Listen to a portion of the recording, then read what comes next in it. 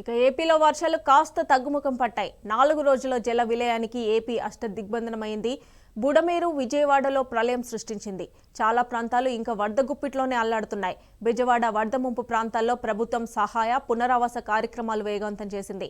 లోతట్టు ప్రాంతాల్లో సీఎం చంద్రబాబు దగ్గరుండి పరిస్థితిని పర్యవేక్షిస్తున్నారు.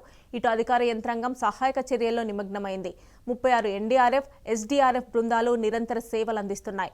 దాదాపు 50,000 మందికి 176 పునరావాస కేంద్రాల ద్వారా పునరావాసం కల్పించారు అధికారులు. మొత్తం 171 వైద్య శిబిరాలు ఏర్పాటు చేశారు.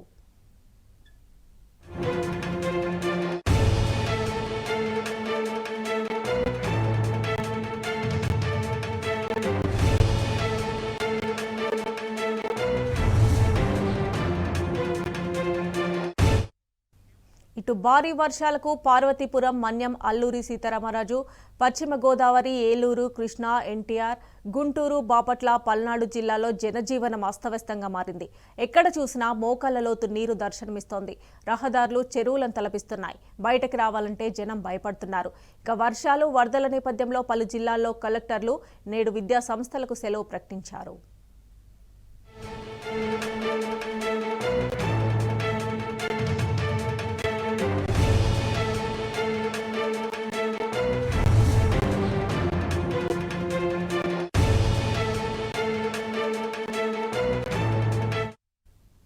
అయితే భారీ వర్షాలతో ఏపీకి ముంపు పొంచి ఉందని హెచ్చరిస్తోంది ఐఎండీ.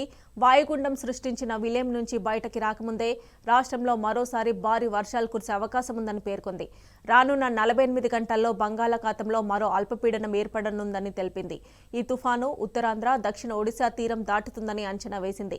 మత్స్యకారులు వేటకు వెళ్లకూడదని హెచ్చరించింది. అంతేకాదు గంటకు 45 నుంచి 55 కిలోమీటర్ల వేగంతో ఈదురుగాలులు వీస్తాయని, అక్కడక్కడ కొన్ని జిల్లాల్లో పిడుగులు పడే ఛాన్స్ ఉందని చెబుతోంది.